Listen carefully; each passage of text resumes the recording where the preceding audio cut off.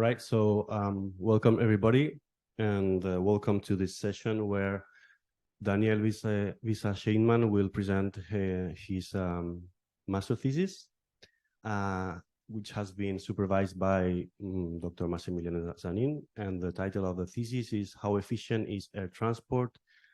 A Network Perspective. So you will have about 20 minutes, more or less, to present, and then we will pass to the committee for questions. So whenever you want. Okay, so my master thesis is about a study of the efficiency of the European air transport network using a network perspective. So the thesis is divided with a brief introduction.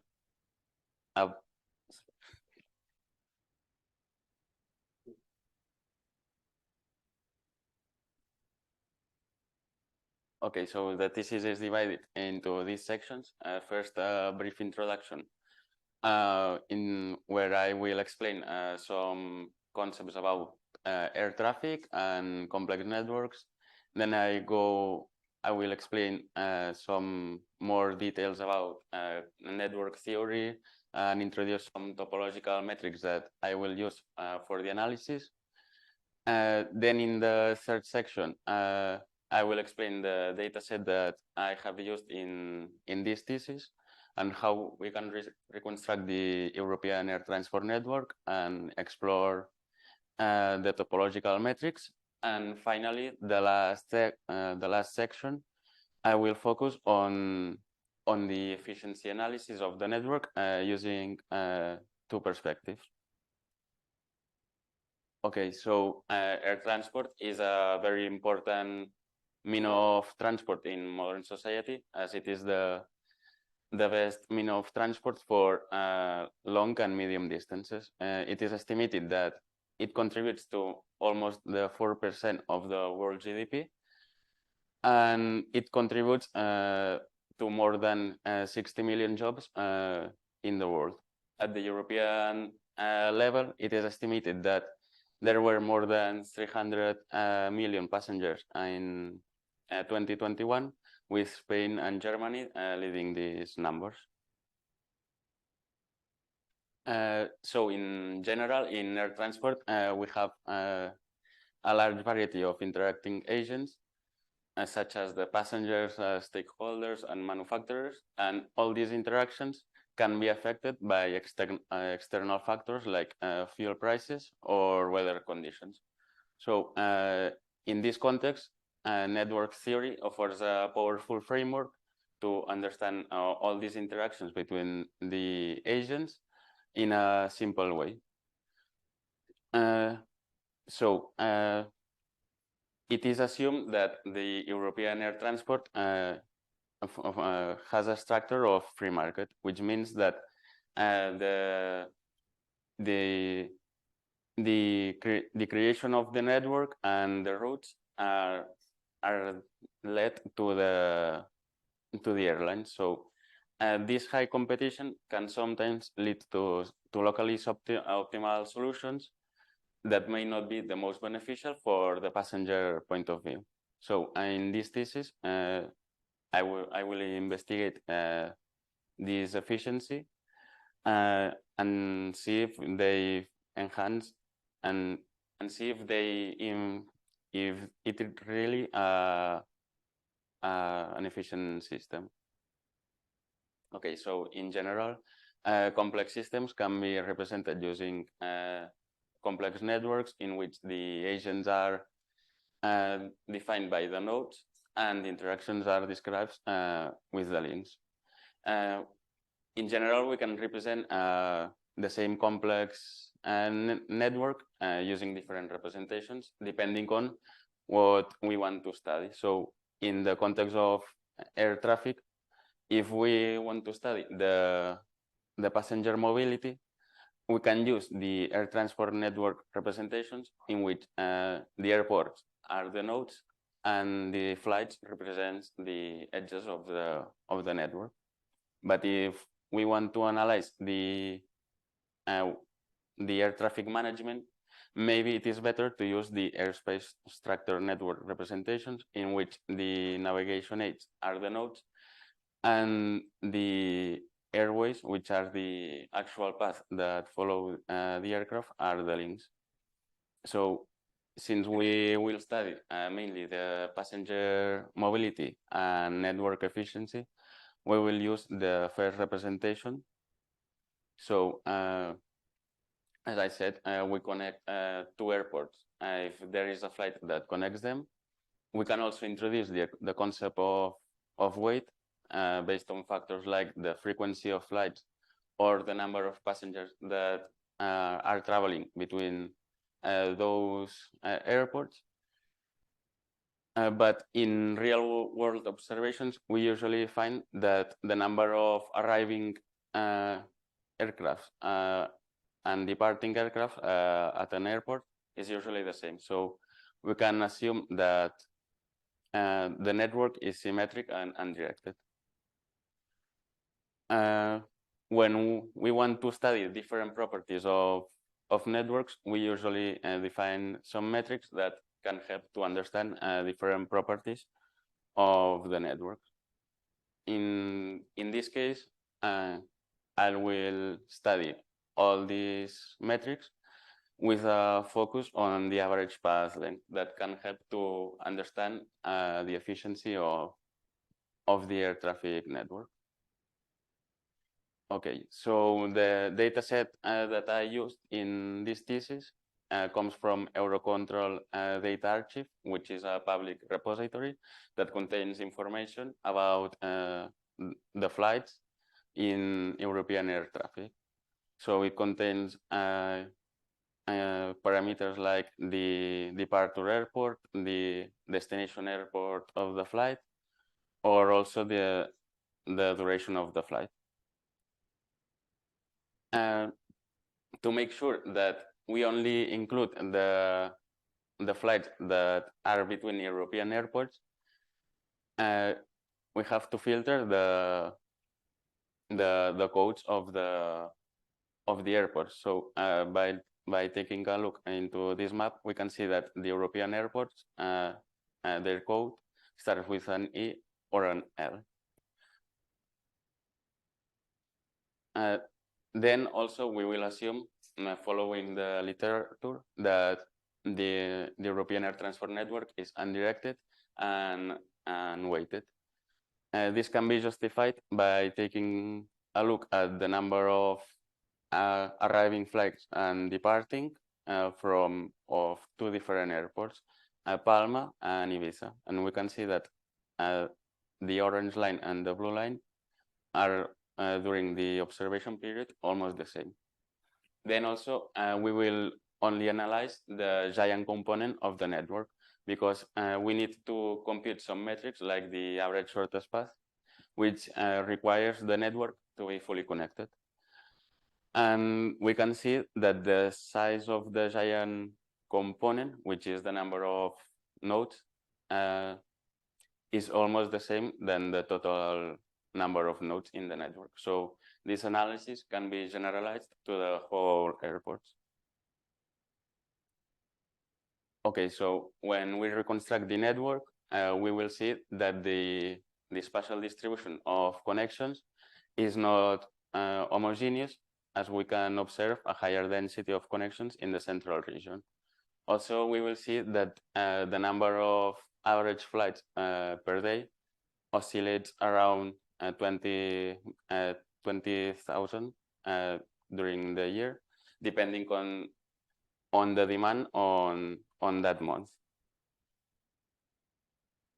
When comparing topological metrics at different periods, it is necessary to consider the network size, as there are some metrics that may depend in the size of the network. One common approach is to use null models to normalize the metric. So a null model is basically a network with the same number of nodes and edges than the original network, but without the underlying structure of the network. In this thesis, I have used two different null models: an Erdős-Rényi network and a reshuffle network, which is a a network with the same degree distribution than the original network, but changing the connection. Also, I plotted the degree distribution, and I found that it follows scale-free behavior, which is what is found in other literature. But it can be better described using a double power law. Here are some of the metrics without normalization. The most important is the average shortest path, and we can see that it is around 3, which means that on average, a passenger needs to take 3 flights to travel between 2 random connections. Sorry, 2 random airports. Here are the normalized version of the metrics using null models. And we see that using the reshuffle null model, we obtain lower values of z-score, which means that the metric on this null model is closer to the original. Okay, so now I will explain the efficiency analysis. As I said, we consider two scenarios. The first one in which the airlines cooperate in situations where there are overlapping flights by joining those flights, and also what would happen if the flights were random, were scheduled at random. For these two analyses, we need first to estimate the passenger capacity and the associated cost for each aircraft. In the case of passenger capacity, I use the website Aircraft Performance Database, which is maintained by Eurocontrol. And in this website, they give the passenger configuration depending on the seat configuration of the aircraft. As we don't have any previous information about what seat configuration was used in the flight, we assume that the passenger capacity is the mean of the range. We also retrieve 200 the information for 200 different aircraft out of the 300 that we had in the original database. But since the rest of the aircraft were mainly military, we can assume that it will not influence the analysis of the rest of the network. In the case of the operational cost, I used PlaneStats, which gave the cost per block hour of different aircraft. I was able to get this information for 28 different aircraft, which is a reduced number of sets, but these aircraft are the most used one in Europe. So they cover more than the 90% of the passenger flow. So this analysis can be generalized to the rest. Okay, so the first scenario was considering what would happen if the airlines cooperate by joining some flights. So we first define a redundant flight as those flights that share the same destination and have the same departure and are close in times. If the airlines join these flights using an aircraft with a better passenger capacity, they could reduce the total number of aircrafts used, and also it could be beneficial for air traffic management and lowering the environmental impact. So if we have two flights with a passenger capacity of C1 and C2, we will use another with a CM if it fulfills this expression, which basically says that if we have 2 aircraft with 100 passenger capacity, we want to use another with 200 more or less. Okay, so using a time gap of 30 minutes, we found more than 800,000 redundant flights, and that is translated into a reduction in cost of around the 50%. and which is more than $4 billion per year in reduction of operational cost. It is also interesting to see that depending on the aircraft used when merging the flights, this cost reduction could be increased or decreased.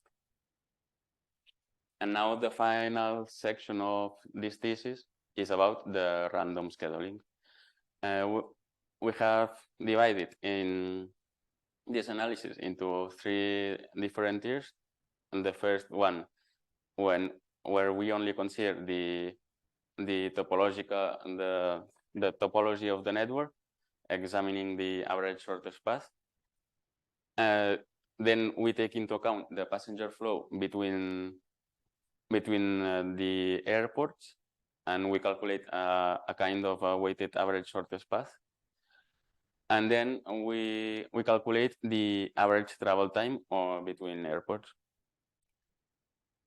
So in the first case, and this is the result that I show in the metrics, where the average shortest path of the European air transport network is around 3.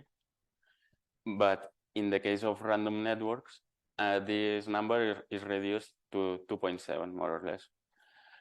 And this can be surprising, but these results come from the fact that random networks tend to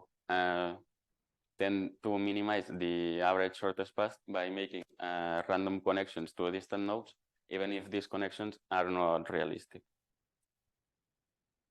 So since we are analyzing a system with limited resources, we could think that the air transport network tends to optimize those routes that are highly frequented and accommodating the maximum number of passengers. So to account for this, we define a new metric, which is given by this expression of here, where D is the topological distance of airports, between airports, and F is the number of passengers traveling between those airports.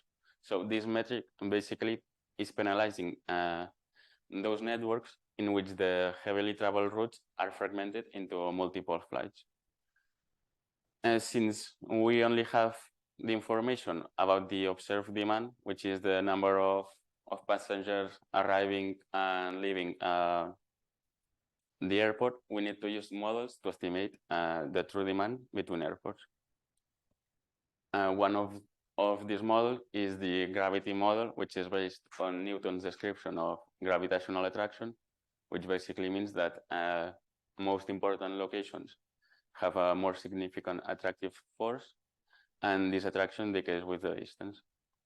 And in the context of passenger mobility, then the flow passengers between 2 airports is given by this expression of here, where A is the attractiveness of the location, D is the physical distance of that separates the airports, and K, alpha, and gamma are parameters that need to be fitted.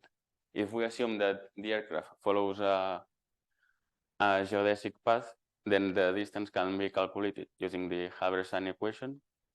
And also for low distances, we assume that the passengers prefer other means of transport. So if 2 airports are separated by less than 300 kilometers, we set the flow to 0. But we keep those routes that exist in the original European air transport network. Also, we define the attractiveness of an airport as the number of observed passengers arriving at that airport. So after fitting the parameters and predicting the true demand, we obtain these results. We can see that with this new metric, the European air transport network is significantly more efficient, as the average shortest path of passengers is 2, which means that on average, when taking into account the passenger flow, they only need 2 flights to arrive to their destination. But it is also interesting to see that if the redundant flights that we calculated in the last section, this efficiency could be further optimized. Then finally, I will show the average travel time of the random networks and the European air transport. To determine this average travel time, we first need to calculate the average speed of an aircraft, which depends on the distance that separates the airports. I found that the inverse of velocity followed an exponential distribution. So after fitting this distribution, I found these parameters, and now we can calculate the average velocity and calculate the travel time. Also, we want to penalize those routes that require too many flights. So we can assume that there is a waiting time of 90 minutes between two consecutive flights. So after taking into account all this, we get these results, which we can see that on average, the European air transport network appears to be slightly more efficient, but this difference is only about the 5%. So we have seen that using cooperative strategies, airlines could reduce their operational cost by a significant quantity. Also, we have seen that while the network topology plays an important role in the efficiency, it seems that the demand of different routes is more important in the efficiency. However, in the case of the average travel time, we would need further research, as the difference found is not significant and could be due to numerical errors. So from this point, we could further explore this topic by exploring the feasibility of airline cooperation, assessing environmental impact, or also explore new topologies for the network and see if the efficiency can be improved. So that's all. Okay, thank you very much. So